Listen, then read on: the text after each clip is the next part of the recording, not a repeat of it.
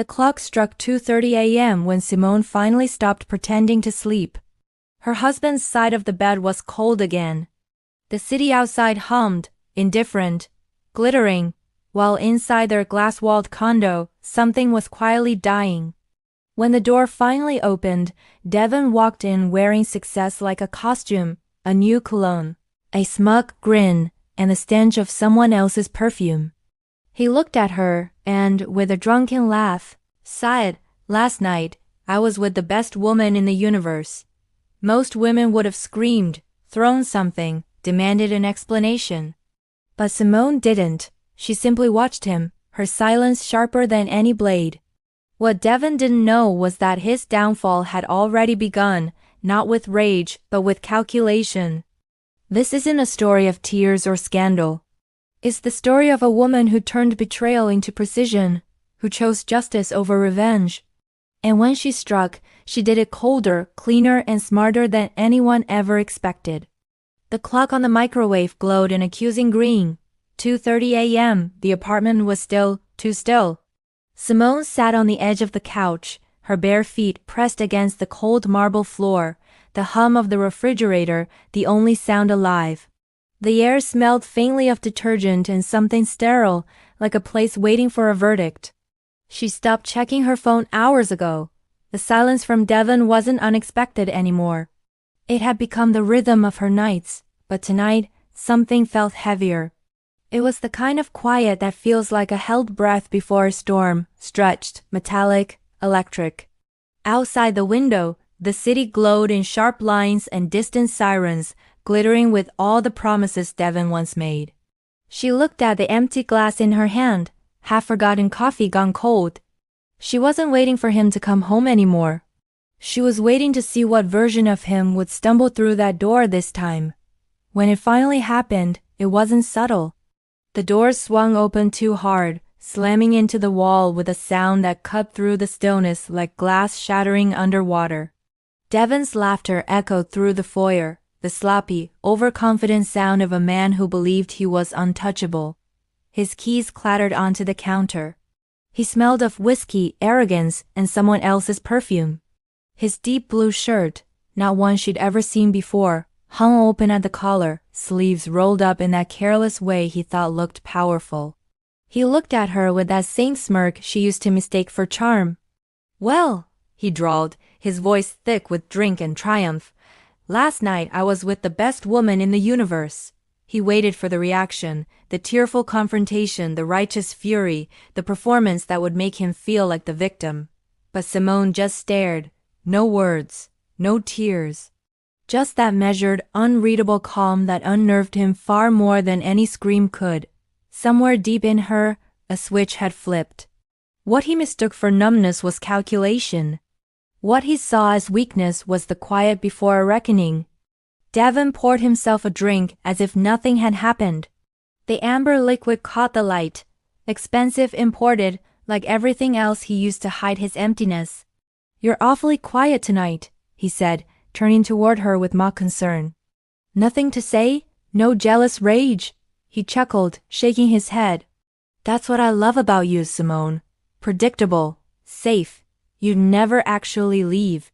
The words hung in the air like smoke. Simone took a slow breath, her eyes following him not as a wife watching her husband, but as an observer studying a case. He didn't notice. He never did. Every detail she had once overlooked now felt magnified, the nervous twitch in his jaw, the way his confidence sagged when he thought no one was watching. Beneath the polished veneer of the successful broker, there was something fragile, almost desperate. She saw it now with frightening clarity. This wasn't a man in control. This was a man terrified of being ordinary. And she knew, in that moment, that his downfall wouldn't come from her anger, it would come from his own vanity. All she had to do was let him keep talking. He drained the glass, oblivious to the quiet storm gathering a few feet away. Simone stood in the soft light of the living room, her robe brushing against her legs, her arms folded loosely across her chest. "You're right," she finally said, her voice calm, almost kind. "You were with the best woman in the universe." Devon blinked, confused by her tone, his smirk faltering. Because she just taught you what happens when you underestimate the wrong one. She turned away, her footsteps silent, leaving him alone with the faint echo of her words and the sinking realization that something had shifted. Permanently. That night, while Devon collapsed into bed, convinced he'd won another round in his imagined war for dominance, Simone sat awake in the kitchen, watching dawn bleed into the skyline. The light turned the glass towers gold, sharp, beautiful, and cold. She sipped her coffee and whispered to herself, "Let it burn." But slow. That was the moment the story of his destruction truly began. In the early years, their love had a rhythm, easy laughter over cheap takeout, arguments that ended in whispered apologies, plans that stretched far into the future. Back then, Devon wasn't the man who swaggered home reeking of deceit. He was hungry, ambitious, reckless in a charming way. Simone believed in him, not because of what he was, but because of what he could become. She saw promise where others saw risk. He sold dreams with the same fervor he would one day sell property. "We'll build a life worth envying," he used to say, tracing floor plans on napkins, his voice full of conviction. And she believed him deeply blindly. They didn't have much, but they had each other. Or so she thought. Somewhere along the climb, ambition morphed into greed, and love, that fragile, living thing, suffocated under the weight of his ego. The more he succeeded, the smaller she became in his story. And he loved her for her silence, until that silence started to mean something else. The changes were subtle at first. New suits, late nights, the kind of phone calls that ended abruptly when she entered the room. He brushed them off as business. "Clients expect me to entertain," he'd say, straightening his tie, his reflection in the mirror more captivating to him than her concern. Simone tried to reason with herself, told herself that this was what success looked like: exhaustion, distance, sacrifice. But deep down she knew the truth. It wasn't success that changed him, it was validation. Every compliment from strangers fed the beast inside him, and every quiet act of patience from her starved it. He began speaking to her like an assistant, not a partner, asking, never listening, demanding, never thanking. And yet she stayed. Out of hope? Out of fear? Or maybe out of a misguided sense of loyalty to the man she once loved. But loyalty, she would later learn, means nothing to someone who mistakes it for weakness. 5 years passed like a slow bruise. The laughter vanished, replaced by the hum of separate lives under the same roof. He was always closing deals, working late, or entertaining clients, but the truth was simpler and crueler. He was rehearsing his double life. The woman he became outside those doors wasn't Simone's husband. He was the version of himself he thought the world admired, powerful, desired, untouchable.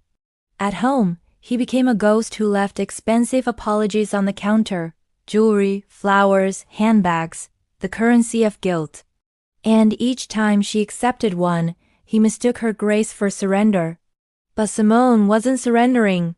She was remembering. She began to observe him the way she once audited accounts, quietly, methodically, taking mental notes of every inconsistency, every careless lie. It wasn't anger that kept her up at night, it was analysis. Because somewhere between heartbreak and realization, her love had transformed into something far colder, awareness. She was no longer living in his shadow. She was learning how to see in the dark, and when she finally saw clearly, what she found was terrifying in its simplicity. Devon didn't love anyone, not truly. He loved the reflection of himself in their eyes. Her silence had never been peace to him, it had been a mirror. And when she stopped reflecting admiration, he sought it elsewhere. That was the beginning of her awakening. Simone stopped chasing explanations. She stopped asking why. The answers no longer mattered. What mattered was what came next. While he paraded through his own delusions of grandeur, Simone began reclaiming pieces of herself he had tried to diminish: her intellect, her independence, her quiet strength. In public, she remained the perfect wife. In private, she was quietly drawing the blueprint of her escape. Every insult, Every act of humiliation became another brick in the foundation of her resolve. By the time he bragged about being with the best woman in the universe, Simone had already become something far more powerful than he could ever imagine. The woman who no longer needed him at all. The morning after one of Devon's absences, Simone sat at her mother's kitchen table, a place that still smelled of earth and lavender. The city, with all its noise and greed, felt far away here. Her mother, Aisha, tended to her rosebush outside, pruning them with surgical care. The rhythmic snip-snip of the shears carried through the open window, oddly comforting. Aisha had the calm of someone who had already seen life's ugliest faces and survived them. When Simone finally spoke, her voice trembled, not from weakness but from the exhaustion of pretending everything was fine. "He's doing it again," she said softly. "And this time, he doesn't even bother to lie." Aisha didn't look up immediately. She finished trimming a dying bloom, then turned, wiping her hands on her apron. "You remind me of myself at your age," she said quietly. "But there's something you need to understand, my daughter. Tears don't teach a man like that anything. Only consequences do." Simone lowered her gaze. "I don't want to destroy him, Mama. I just want peace." Aisha's eyes softened. "Then don't destroy him with anger. Do it with precision. That conversation would change everything." Aisha leaned closer, her voice steady, the scent of damp soil clinging to her hands. "Fire that burns too hot devours you before it touches your enemy," she said. "You don't need hot fire, Simone. You need cold fire, the kind that doesn't scream, doesn't lose control. Justice, not revenge. Revenge feeds your pain. Justice frees you from it." Simone listened, the words etching themselves into her bones. Cold fire. The phrase lingered, glowing faintly like a coal in her chest. It wasn't about hurting Devon. It was about reclaiming her dignity, one deliberate move at a time. Her mother's wisdom came not from bitterness, but experience. Years ago, Aisha's husband, Simone's father, had abandoned her for someone younger, leaving her penniless. Aisha rebuilt her life with patience and quiet logic. She didn't scream. She simply took back control. "You have his mind, not his heart," Aisha said. "Use it. He thinks you're too gentle to strike. Let that be your weapon." For the first time in months, Simone felt something stir inside her, not rage, but focus. Driving back to the city, Simone watched the landscape shift from green calm to concrete chaos. Devon's world, loud, sleek, artificial, awaited her like a stage set for its own collapse. She didn't cry that night. Instead, she made a list. Not of grievances, but of assets, debts, accounts, and contacts. She knew his weaknesses weren't emotional, they were structural.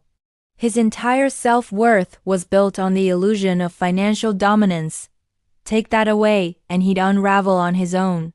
She studied him with the patience of an analyst dissecting a failing system. Every text he sent, every deal he bragged about, every careless name he dropped, it all went into her growing mental ledger. He thought she was detached, but in truth, she was documenting his undoing. The first time he saw her smile again, he mistook it for forgiveness. It wasn't. It was the moment she realized she had stopped being his victim and started being his architect. Weeks passed, and the plan, though still undefined, began taking shape. Simone started to see patterns in his behavior that pointed to something much larger than infidelity. Late-night calls to developers. Mysterious trips labeled client meetings. A sudden obsession with one property he referred to as his golden deal. To most, it would have sounded like work talk. To Simone, it sounded like opportunity. She didn't need to shout or expose him yet. She only needed to observe and wait. Cold fire, she reminded herself. Precision over passion. She began building quiet alliances, former colleagues, trusted friends, old contacts who still respected her sharp mind. No one knew the full story, but everyone gave her the fragments she needed. Simone wasn't planning revenge anymore. She was preparing justice, clean, exact, devastatingly final. And when it came, it would not come with flames and fury, but with silence, signatures, and the sound of everything Devon valued collapsing neatly in on itself. Devon always said he was building an empire. What he didn't realize was that every empire built on arrogance is just a house of cards waiting for the right breeze. Simone had started noticing the cracks long before he did. It began with numbers that didn't add up, receipts that didn't match the stories, bank notifications that arrived too often for a man supposedly thriving. He bragged about his latest deal, the Stonehaven estate, a multi-million-dollar property he claimed would make him one of the top brokers in the city. Simone listened carefully every time he gloated about it, memorizing names, dates, and figures. She recognized one of the buyers, Marcus Jones, a structural engineer she'd met years earlier through her work in procurement. Devon assumed she wasn't paying attention, that her silence meant ignorance. But silence in Simone's hands had become strategy. Every careless boast from Devon was another puzzle piece falling into place, revealing the fragile scaffolding beneath his facade of success. At first, she didn't believe it. She thought maybe he had exaggerated, that his moral decay hadn't yet reached his professional life. But one late night while Devon snored beside her, she found the truth. His laptop, left open on the dining table, displayed an email thread, correspondence about the Stonehaven deal. The property's foundation, according to internal reports, had a major structural flaw due to soil instability. It was a hidden defect that could devalue the house by nearly a quarter. And Devon knew it. He was deliberately concealing the report to push the sale through and secure his massive commission. Simone felt a chill crawl up her spine as she scrolled through the documents. It wasn't just dishonesty anymore. It was fraud, the kind that could ruin not only his career but also her life as his financial cosigner. She closed the laptop gently, her pulse steady, not frantic. The moment had finally come. She didn't feel anger, just a cold, crystalline clarity. Devon had built his kingdom on deception, and she was standing on the exact blueprint that would bring it down. The next morning, Simone went to work as if nothing had changed. But inside her, something had crystallized, a purpose sharper than fear. She reached out to Marcus and his wife Taja, under the pretense of professional advice. Their conversation was polite, measured, but it confirmed everything. Marcus hadn't seen the full geological report. Devon had conveniently misplaced key documents before presenting the sale. When Simone offered to double-check the technical details, Tasha laughed softly. "You always were more meticulous than your husband," she said. Simone smiled faintly. "That's my job." That evening, she contacted an old colleague from her engineering days, Mark, a quiet man with access to the developer's database. Within hours, he sent her the full internal report, complete with timestamps and signatures proving that Devon had knowingly withheld information. Simone read the document twice, printed it once, and locked it away. That single folder contained Devon's undoing. And the irony wasn't lost on her. He had built his success on charm and risk-taking, while she was about to destroy it with precision and truth. Days turned into weeks, and Devon strutted through life like a man on the verge of greatness. He ordered a new custom suit, booked a reservation at a high-end restaurant for when the deal closed, and even hinted about buying a Porsche. Simone played along, smiling at the right moments, her tone neutral, her eyes unblinking. Behind that calm exterior, she had already planned every move. She would not confront him. She would not warn him. She would wait until his arrogance reached its peak, when he felt invincible. Because the higher he climbed, the farther he would fall. And when it happened, no one would know her hand was in it. Justice, not revenge. Cold fire. She repeated her mother's words every night as if they were scripture.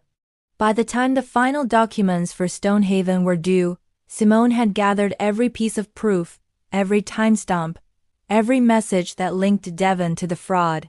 He believed he was untouchable. She knew better. All it would take was a single spark, and the house of cards he'd spent years constructing would collapse with surgical perfection. The night before everything changed, the city was eerily still, One of those sleepless hours when time feels stretched thin, like the moment before lightning strikes. Devon came home drunk again, laughing to himself, mumbling about how unstoppable he was. He tossed his jacket onto the sofa and collapsed on the bed without even noticing Simone sitting by the window. She watched his reflection in the glass, the faint outline of a man who believed he had already won at life. His breathing was heavy, his face slack, his arrogance now reduced to a pathetic, unconscious sprawl. Outside, the skyline glittered like 1,000 lies waiting to be told. Simone turned her eyes toward the horizon. This was the hour her mother had once called the hour of clarity, when the world is silent enough to hear your own truth. And Simone's truth was razor-sharp. She didn't owe Devon another ounce of forgiveness, not after what he'd done. Not after what he'd risked. That night, she decided to act, not out of anger, but from an almost divine sense of order. Justice had been patient long enough. She stood, walked quietly to her study, and opened the bottom drawer of her desk. Beneath a stack of old project blueprints lay a small forgotten flip phone, the kind that left no digital footprints. She turned it on. The faint blue glow felt like the spark of a fuse. The message she typed was short, surgical, and final. The deal for the Stonehaven estate is off. Devon is a fraud. Call me tomorrow at 9 a.m. Do not sign anything. I have irrefutable evidence regarding the foundation's structural concealment. She read it once, then pressed send. No shaking hands, no second thoughts. Just the quiet precision of a woman who had waited long enough. When the message flew into the digital ether, Simone leaned back, closed her eyes, and exhaled. Not relief, not victory, just release. She wasn't destroying him. She was removing rot from the foundation of her own life. The act felt surgical, almost sacred. Outside, dawn began to bloom, pale pink light cutting through the darkness, washing the city in new color. For the first time in years, she felt weightless. By morning, she was dressed and ready for work, before Devon even stirred. She brewed her coffee, the bitter scent filling the quiet kitchen, and glanced once more at the man sleeping soundly in their bed, the man who had mocked her silence, who had once said she was too predictable to ever leave. He didn't know it yet, but the ground beneath him was already giving way.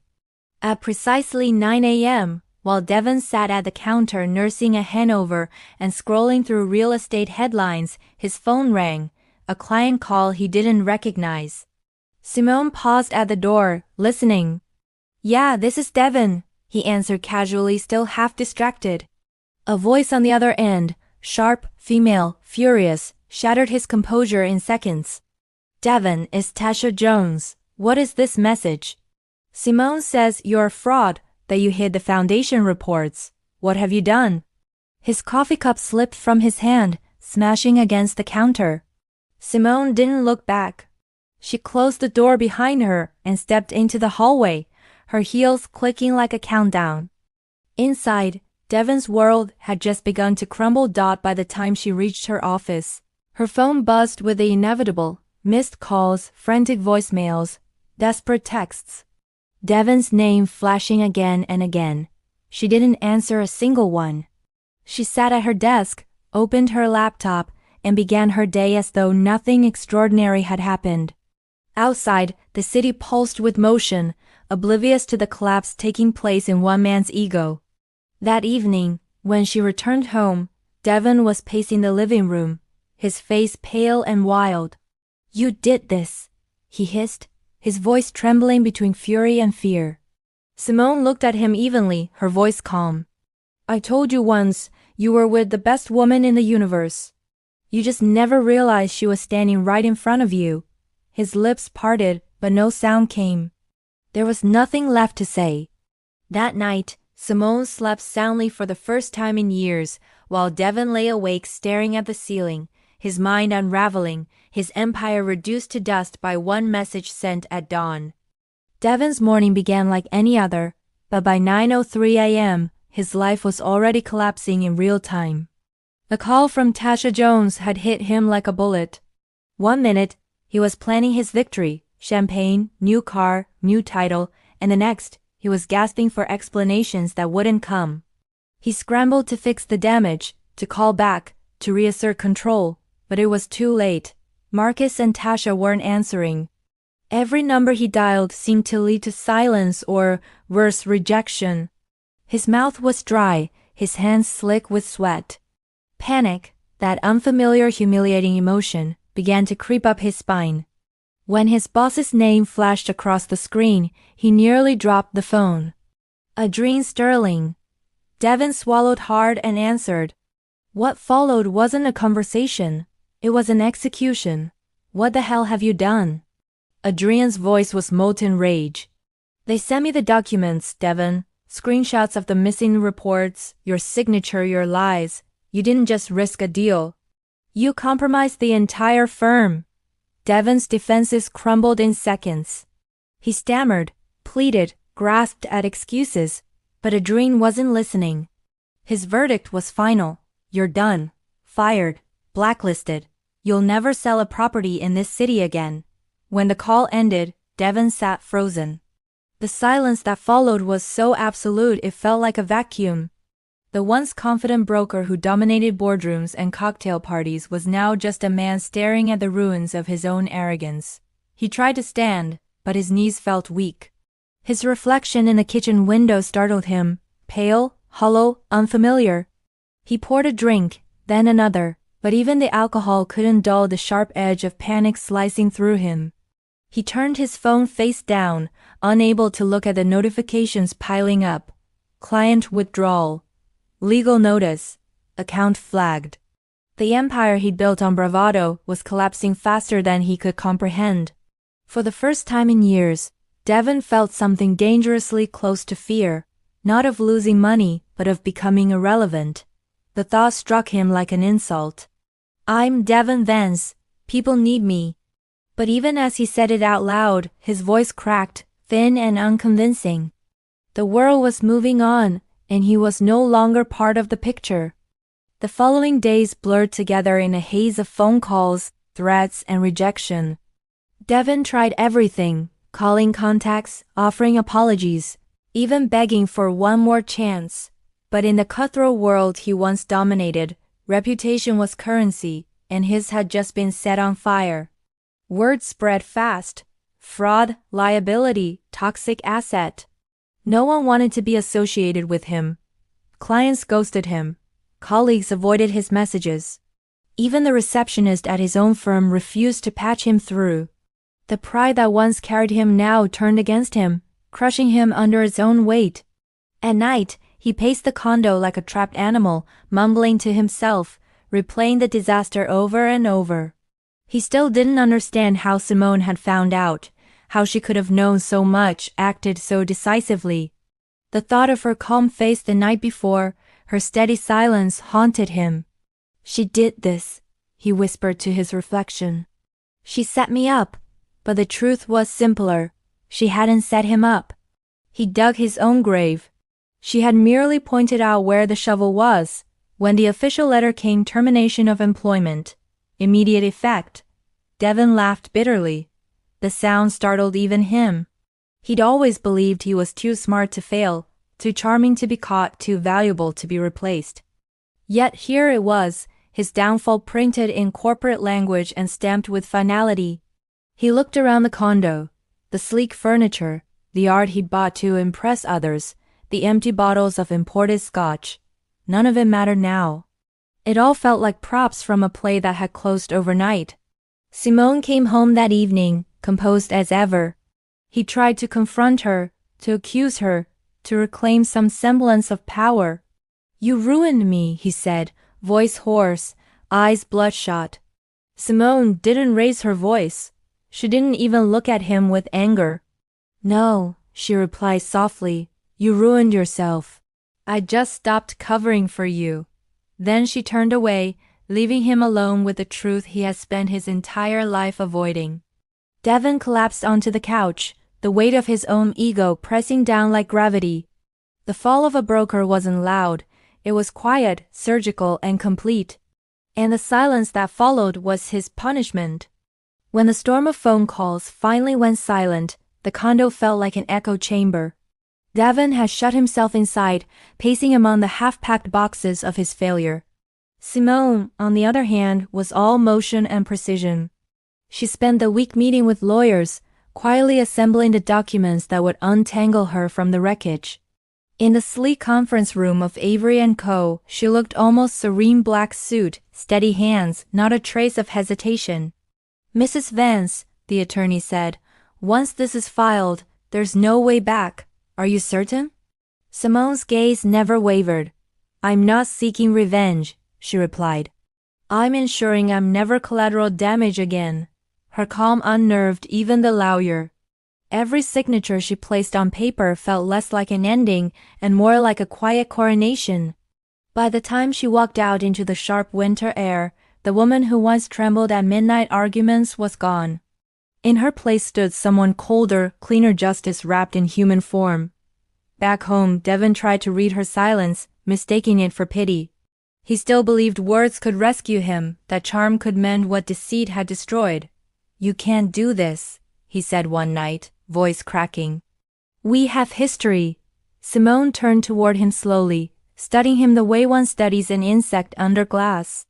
"History," she murmured, "is just the evidence of what we survived." She brushed past him, the faint scent of her perfume trailing behind a quiet signal that his relevance had expired. He called her heartless. She didn't deny it. The truth was that heartlessness had become her armor. Emotion had cost her too much. Every night, she rehearsed detachment like a discipline, practicing the art of not reacting. "Cold fire," her mother's phrase, replayed in her head until it became a mantra. Devon mistook her composure for cruelty, never realizing it was the only way she could stand in the same room as the man who had once broken her soul and now begged for her mercy. The legal proceedings moved faster than Devon could process. The mortgage division accepted her restructuring proposal. The court recognized her as the financially stable partner. Letters arrived one after another, formal, sterile, devastating. Devon's possessions were catalogued, divided, and stripped of meaning. Each document Simone filed was another icicle driven into the myth of his control. She no longer cried or even sighed when she saw his name. Instead, she focused on the tangible: new job contracts, bank transfers, a cleaner apartment waiting across town. She didn't gloat. She simply advanced. When friends asked if she felt triumphant, she smiled faintly. "Triumph implies a battle," she said.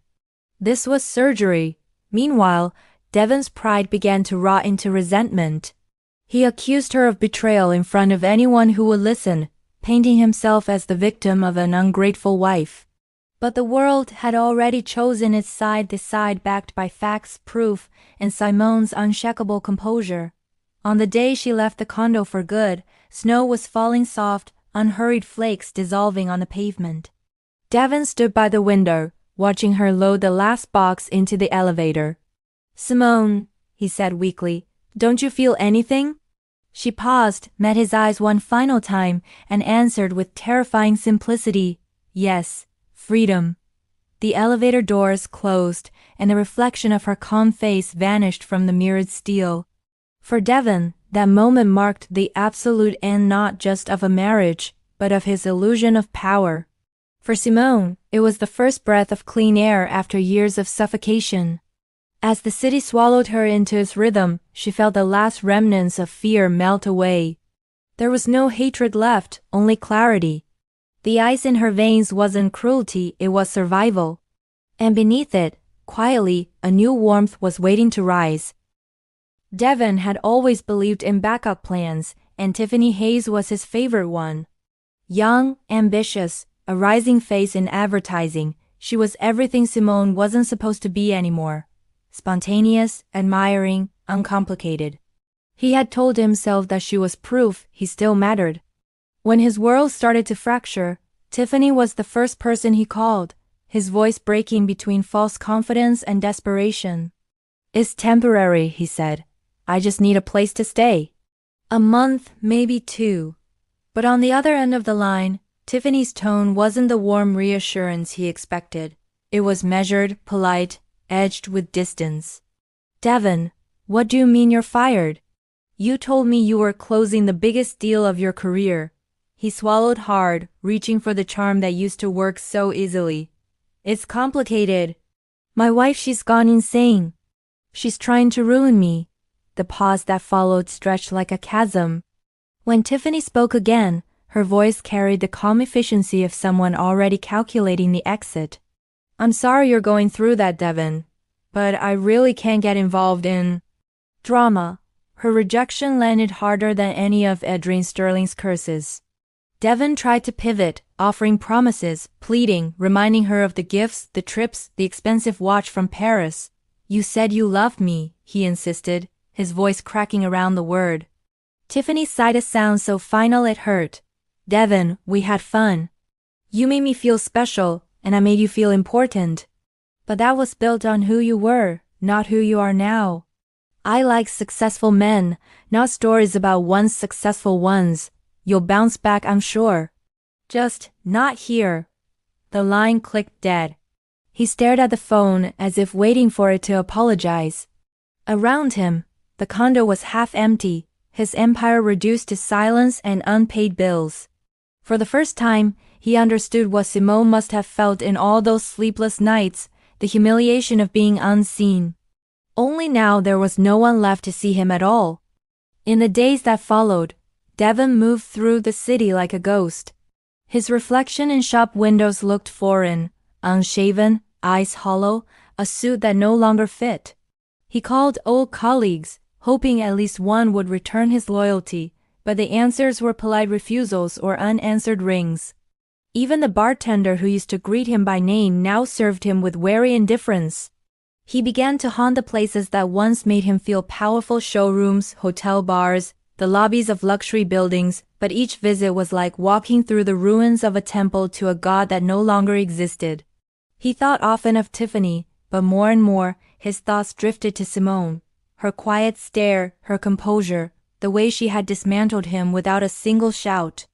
The irony gnawed at him. He had chased excitement and youth, yet the only woman who had truly known him was the one he had mocked.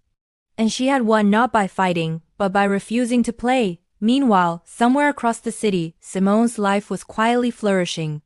She signed new contracts, attended meetings where her opinion actually mattered, and came home each night to a space filled only with her own peace.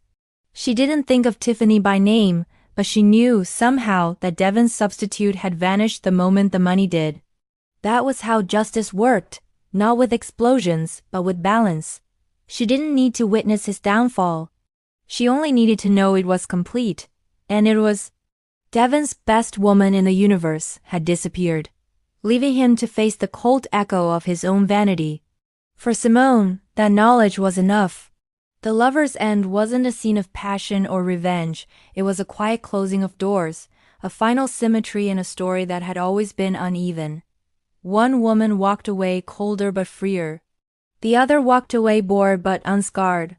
And the man who thought he could own them both was left with nothing but his reflection and the faint, fading taste of his own arrogance. After the lawyers, after the shouting and the calls that went unanswered, what remained was silence. Devin woke each morning in the half-empty condo and listened to it, trying to fill it with movement. The scrape of a chair, the slam of a cupboard, the hiss of the coffee pot. Nothing helped. The silence was heavier than anger. It was verdict and punishment rolled together. Bills arrived, small debts ballooned, and every message from the bank reminded him that the condo, the last emblem of his pride, would soon be sold. He spent hours staring at the skyline he once conquered, counting the buildings where people still returned his calls. There were none. Reputation in his world was oxygen, and his had been vacuumed out of the room. Even his reflection mocked him, an expensive suit hanging loose on a man shrinking by the day. The silence followed him to the mirror, to the hallway, to sleep. It wasn't absence anymore. It was judgment. Across the city, Simone's days filled with a different kind of quiet. Her new apartment was smaller but sunlit, the air scented with coffee instead of cologne. She woke early, answered emails, met her new team with an ease that surprised her. Sometimes she would catch herself waiting for tension, for the next explosion that had defined her old life, and then she would smile at the calm that never broke. The silence here wasn't punishment, it was peace. On her balcony, she kept a small pot of lavender, a gift from her mother, and its scent carried faintly in the wind. When friends asked about Devon, she simply said, "He's fine, I hope," and changed the subject. She didn't need to know more. Justice had done its work the way she'd always intended, cleanly without spectacle. The cold fire had burned through everything unnecessary, leaving only what was real. Devon, meanwhile, learned what it meant to disappear while still being alive. The job applications went nowhere. Old contacts avoided eye contact in lobbies. When he finally accepted a warehouse job through a distant cousin, the humiliation came in slow grinding doses, aching hands, cheap coffee, supervisors half his age calling him buddy. He told himself it was temporary, that he'd rebuild, but each evening he returned to a rented room that smelled of dust and regret. Once he saw Simone leaving an office downtown confident, poised, surrounded by colleagues who looked at her the way people look at someone they trust. He almost called out, but her expression stopped him. There was no anger in it, no pity, just quiet finality. It was the moment he realized that indifference hurts more than hatred. Hatred still gives you a place in someone's story. Indifference erases you from it. Weeks passed. Devon grew thinner, quieter. Simone grew steadier, stronger. Their lives moved in opposite directions, joined only by that strange, shared silence that lay between punishment and peace. For him, it was the echo of everything he'd lost. For her, it was the sound of everything she'd gained. The city kept moving, uncaring, the same glittering skyline that had once framed both their ambitions. One night, as Simone stood on her balcony watching the lights flicker on in distant towers, she whispered the words her mother once said, "Cold fire frees you." She understood now that justice doesn't roar, it doesn't need to. It arrives softly, like a dawn that no one can stop, and when it comes, even silence becomes radiant. Spring came early that year, and with it the faint scent of rain on warm pavement. Simone's world had softened. The sharp edges of survival were giving way to something almost tender. Her company offered her a leadership role, one built not on compromise but on respect. She accepted without hesitation. At night she cooked simple dinners, music low, laughter returning in small, cautious bursts. Sometimes she caught her reflection and hardly recognized the woman in the glass, not because she'd changed into someone new, but because she'd finally come back to herself. The scars Devon left were invisible but instructive. They reminded her that strength isn't loud. It's the steady choice to keep walking forward, even when the ground still trembles from the past.